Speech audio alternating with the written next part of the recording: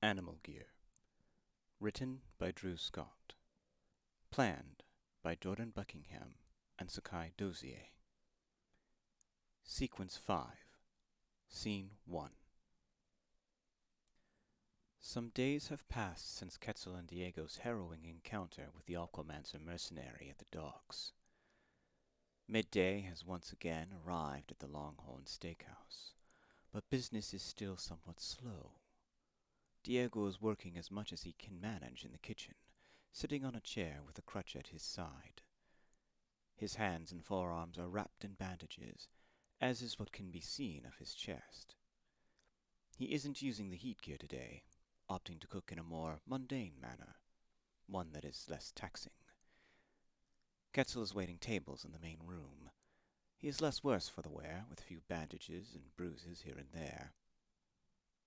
In spite of the slowness of the day, Quetzal did not initially notice the Aquamancer as she sauntered in with a satchel in tow.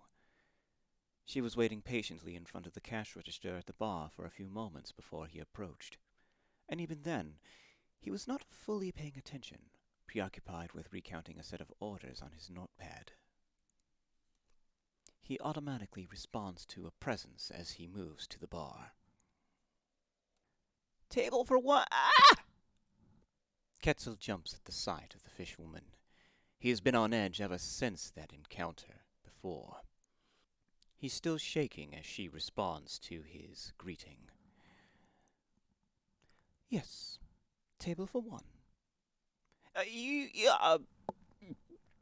You're here for the. I am here for the necklace and the contract, as well as some lunch. Quetzal pauses for a moment to take a deep breath and calm his nerves. It's somewhat ineffective, but it's good enough to get his verbal speech in order at least. Your table is this way. Quetzal guides the Aquamancer to her table, nervously handing her a menu. Despite his best efforts, Quetzal's talons are still shaking with anxiety.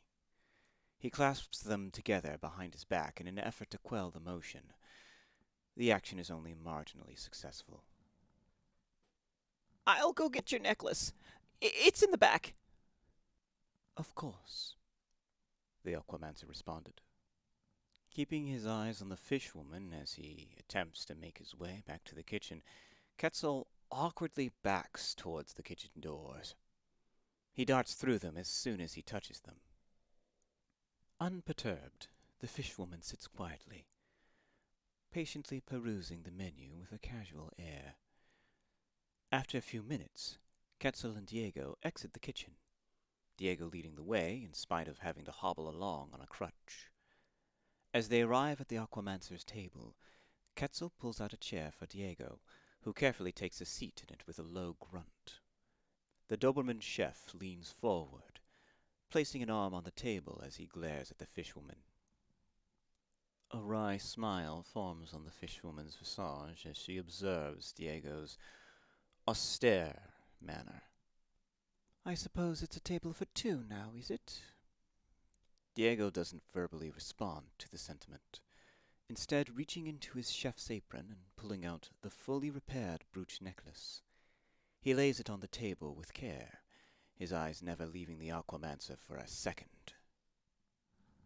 The Aquamancer's reply is likewise silent, her expression becoming darkly serious as she puts the menu down on the table and takes the brooch in hand, tilting it this way and that as she mulls over it with her eyes. Continuing to hold the necklace in one hand, the Aquamancer uses the other to reach into her satchel and produce a fountain pen as well as a contract, which she then places on the table. Sign on the dotted line, please. And then again here, on page 2. Quetzal swallows as he picks up the pen and goes about the process of signing the contracts. His signature, though scrawled and shaking hand, was recognizable enough. At the very least, it appeared to be enough for the fishwoman, who, after examining the contract, folded it up and slid it and the pen back into her satchel. Diego scowled slightly as he watched the Aquamancer carefully. "So that's it?" The fishwoman nods, preoccupied with examining the necklace in her hands. Diego, realizing that the Aquamancer's silent acquiescence has done little to quell his young charge's nerves, waves the bird boy off, while continuing to watch the Aquamancer closely. Quetzal gladly returns to the business of bussing the tables, every once in a while casting a glance in the direction of Diego and the Aquamancer. There's a brief moment of silence as the Aquamancer continues to look over the brooch in hand, saying nothing to Diego. Eventually, Diego breaks the silence, somewhat irritated at the Aquamancer's slowness to respond. Well? Diego's comment appears to draw the Aquamancer out of some form of reverie as she places the brooch on the table, still keeping a hand on it, thumbing it gently as she responds. Decent work at best. Bullshit, Diego replied. Quetzal knows what he's about. He said it looks exactly the same. Believe that if you want. After this brief exchange, the fishwoman continues to read the menu as though she were a normal customer, a fact that is not lost on Diego, whose irritation is becoming more and more visible on his face. Diego grits his teeth, uttering a growl under his breath to release some tension, before he starts in again. Funny thing, you know a lot about us, but you haven't bothered to tell us who you are. The fishwoman continues to ignore him, eventually coming to a decision on what she wanted to eat. She places the menu on the table and slides it towards Diego, pointing at the item. I'll take this, medium rare, with a side salad, if you please. So you're not even going to acknowledge it? The price of this meal is well within my ability to pay, if that's what you're asking. You know what I'm getting at. You have what you want. Way I see it, you're done here.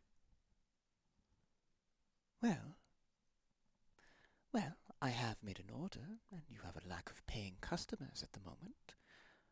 I don't believe it's in your best interest not to serve. I don't care. You need to get out of here. Now. Oh, come now, the fishwoman stated, with a slight bit of irritation on her part. Our business is concluded. Quetzal has signed the deal, and as I understand it, your infraction was unintentional, though grievous. Diego shakes his head. You're talking about the necklace, right? Yes. Didn't seem like that'd be something you'd get over so easy. We piranha are prone to such fits of rage in the moment. It is something I have worked hard to curb over the years. Suffice it to say, my display in that alleyway was embarrassing. Another awkward pause falls upon the table as Diego tilts his head and eyes the fishwoman with some suspicion. This is probably the closest thing I'm gonna get to an apology from you, isn't it? The fishwoman says nothing to this, looking away from Diego to some unknown spot on the ceiling. She's clearly uncomfortable.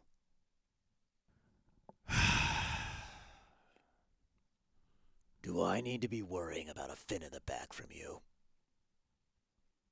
The fishwoman responds without turning to face the Doberman chef.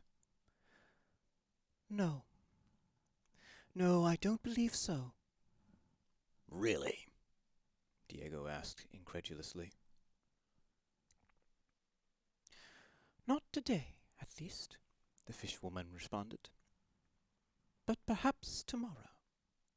Someone may hire me to visit again. Such is the lot of a mercenary. Diego's eyes narrow, but instead of a scowl, a slight smirk tugs at the edge of his jowls. Friends today, enemies tomorrow, eh? Indeed. At some point during this exchange, Quetzal had finished making his rounds in the dining room. He was standing at the side of the table, waiting patiently, with a pitcher of water and a glass in talon.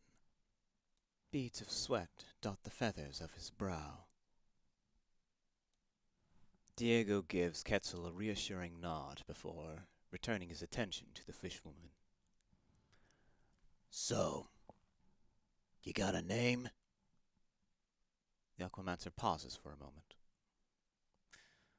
Of course I do. You may call me Karina. And you are... Diego, the Doberman said, bringing a hand to his chest. Diego Isaias.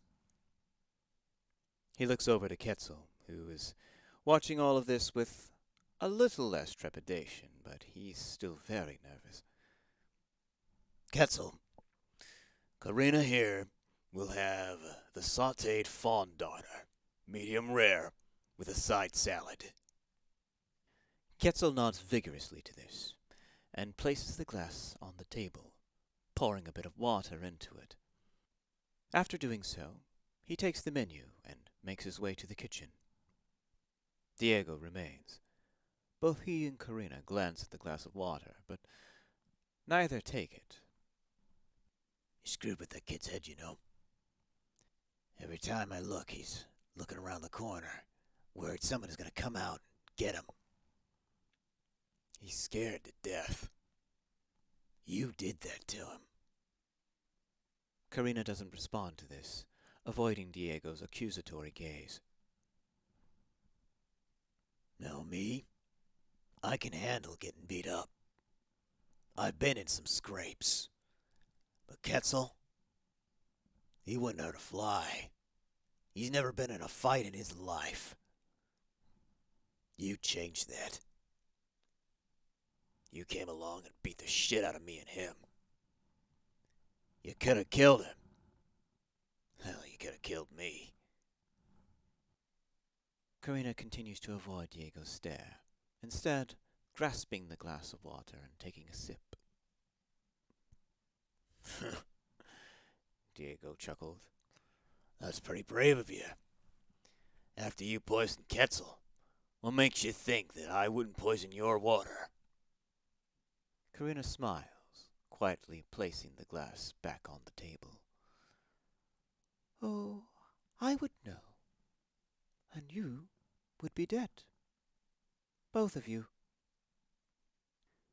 Diego snorts at this, giving Karina a sidelong glare. The fishwoman responds with a light smirk, returning the Doberman's stare, although hers is more nonchalantly challenging in nature. They hold position for a period before Diego shakes his head with an exasperated grumble, hefting himself up onto his crutch and hobbling his way back to the kitchen.